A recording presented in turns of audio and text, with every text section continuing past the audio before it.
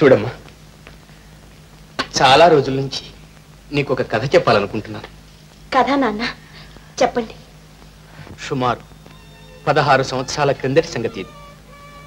ఆంధ్రదేశంలో అనంతగిరి అనే పెద్ద జమీందారి ఉంది. ఆ జమీందారు పుట్టుక నుంచి కుంటివాడు. అందుచేత తన పెళ్లి మానుకుని తమ్ముడు రాజేశ్వర ప్రసాద్ ఆనందపురం జమీందారు కుమార్తె రాజ్యలక్ష్మిని పెళ్లి చేసి అధికారం కూడా అప్పగించాడు. ఆ భార్యాభర్తలకు బంగారు బొమ్మలాంటి లలిత కుమారి అనే 3 సంవత్సరాల కుమార్తె ఉంది. కానీ ఇంతలో ఆ కుంటిరాజుకు ఆనందపురం రాజుకు ఏదో విరోధం వచ్చింది.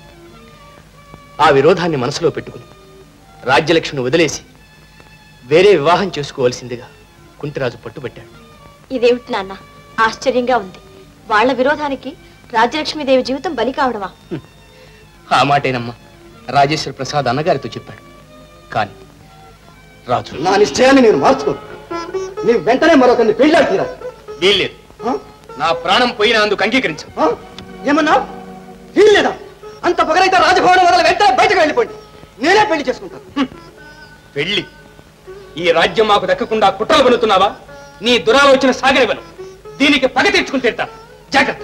ఏదో ఉద్రేకంలో రాజేశ్వర ప్రసాద్ అలా అన్నాడే కాని నిజానికి అతనికి ఏ దురుద్దేశం లేదు. కానీ మరుసటి రోజు తెల్లవారేటప్పటికి కుంటిరాజు ఖూనీ చేయబడి ఉన్నాడు. ఆ హత్య చేసిన పాపాత్ముడు ఎవరు నాన్న? అదేనమ్మా ఇంతవరకు తెలియలేదు. ఉద్రేకంలో కసి తీర్చుకుంటానన్నాడే రాజేశ్వర ప్రసాద్. అతనే హంతకుడని న్యాయస్థానంలో నిలబెట్టారు. ఈ రక్తం మరకల చేతురుమాల ఎవరితో మీరు చెప్పగలరా? నాది. ఈ కత్తి మీద చెక్కబడిన పేరు మీదేనా? అవును. ఈ కత్తి నాది. రాజుగారిని హత్య చేయలేదంటున్నారే, ఈ కత్తి ఈ చేతురుమాల అక్కడికి ఎలా వచ్చినాయో చెప్పగలరా? నేను చెప్పలేదు. అవి అక్కడికి ఎలా వచ్చాయో నాకే ఆశ్చర్యంగా ఉంది. సంజాయిషి చెప్పలేను కానీ సత్యం చెప్పగలను. నేను నిర్దోషిని. ఈ హత్యకు నాకు ఏమీ సంబంధం లేదు. The charge of murder against Yuvaraja Rajeshwara Prasad having been proved beyond doubt, I, Sir William Dalton, CIE, His Imperial Majesty's resident in this state, do therefore convict him of the offence of murder and hereby sentence him to be hung by the neck until he is dead. మరణదండననే మాట వినగానే అమాయకుడైన తన భర్త ప్రాణాన్ని కాపాడడానికి రాజ్యలక్ష్మి ఒక ఏర్పాటు చేసింది. ఇదిగోండి డబ్బు. ఇవన్నీ రాణి గారు పంపించారు. వెంటనే వెళ్ళిపోండి. ఖైదు నుంచి తప్పించుకున్న రాజేశ్వర ప్రసాద్ పారిపోయే ముందు తన భార్యని బిడ్డని ఒక్కసారి చూద్దామని మారువేషంలో బయలుదేరాడు. తన భార్యను చూశాడు కానీ ఆమె అతని ఆనవాలు పట్టలేదు.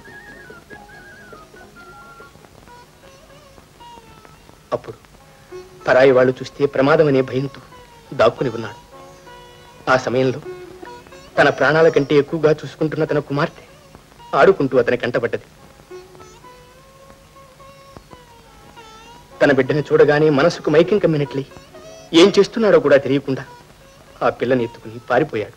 పాపం, తన కూతుర్ని ఎత్తుకుని వెళ్ళిపోయిన రాజేశ్వర ప్రసాద్ ఏమయ్యాడు నాన్న?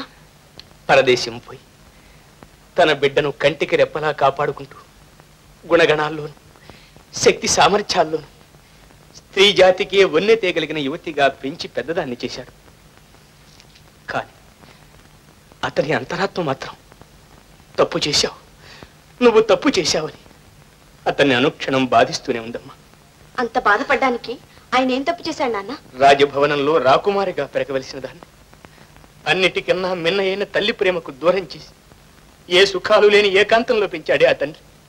అంతకన్నా తప్పే ఉంటుంది. ఆ బిడ్డ ఆ తండ్రిని అసహించుకోకుండా ఎలా ఉంటుంది? నాన్న, ఇంతకు ముందే కదా అమ్మాయి గుణవంతురాలన్నారు. ఆమెకు అలాంటి అల్పబుద్ధి ఎలా కలుగుతుంది నాన్న? అమ్మా అమ్మ, ఎంత మంచి మనసమ్మా నీది. నేను నీ తండ్రిని చెప్పుకోవడానికి సిగ్గుపడుతున్నా. నాన్న, ఏమిటి నాన్న ఇది? కంట తడి పెడుతున్నారు.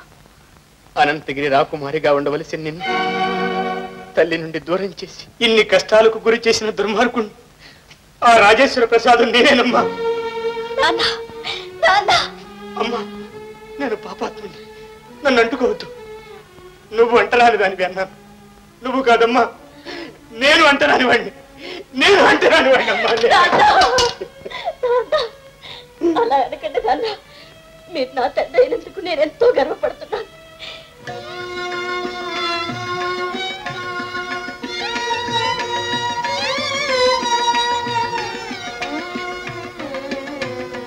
కావవే అమ్మా దేవి నిన్ను పూజ సేతుని, దయగావవే అమ్మా దేవి నిన్ను పూజ సేతుని, నన్ను కావవే అమ్మా దేవి నిన్ను పూజ సేతుని, శివుని సతి నీవే గతి కావవే అమ్మా దేవి నిన్ను పూజ సేతుని, శివుని సతి నీవే గతి కావవే.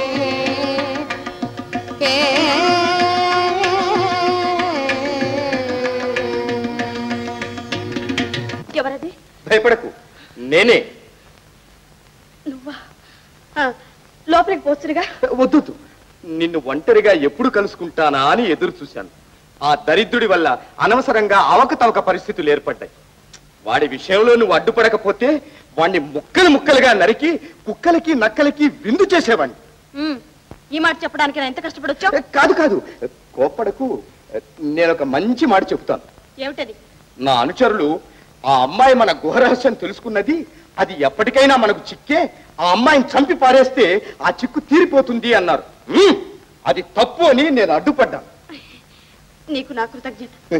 నీవు నీతి గలవాడవని నాకు బాగా తెలుసు. నాన్నగారు నా కోసం ఎదురు చూస్తుంటారు. నేను వెళ్తాను. విమల,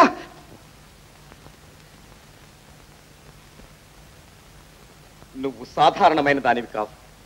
ధైర్య సాహసాలలో ఆడసింహానికి మించిన దానివి. నారీ లోకానికి పేరు తెచ్చే వీరవనిత. అందమైన నీ కళ్ళతో ఆజ్ఞాపించిన, జాజి మొగ్గలాటి నీ వేలుతో సౌమ్య చేసిన లక్షలాది వీరులు తమ ప్రాణాలకు తెగించి నీ ఆజ్ఞను పరిపాలిస్తారు. ఈ ప్రపంచమంతా నీ పాదాల ముందు మోకరిల్లుతుంది. అలా నవ్వుతావే? ఏమీ లేదు, మహాకవిలాగా మాటలు దొర్లించేస్తున్నావే.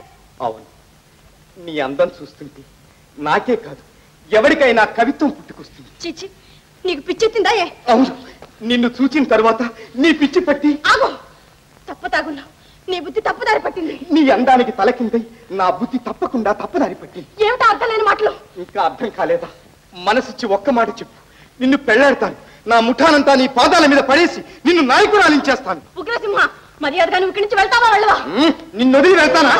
ఎంత ధైర్యం! నాన్న! అమ్మా, ఏమిటమ్మా ఇదంతా? సమయానికి వచ్చారు నాన్న. మీరు రాకపోతే నన్ను వాడు ఎత్తుకునే పోయేవాడు. ఏమిటి, నిన్ను ఎత్తుకుపోవడమా? అవును నాన్న, నేను వాడిని పెళ్ళాడాలట. ఎంత ధైర్యం వాడికి! అమ్మా, ఇక మనం ఇక్కడ ఉండకూడదు. ఆ దుర్మార్గుడు పట్టుబడితే ఎంత పైన చేస్తాడు. మనం వెంటనే ఇక్కడి నుంచి వెళ్ళిపోవాలి. రమ్మా,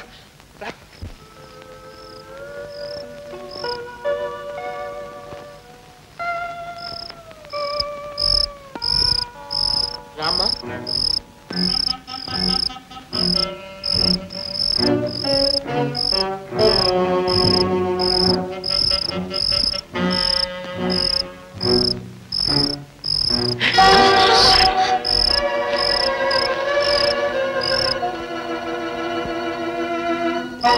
త్వరగా త్వరగా ఇంకా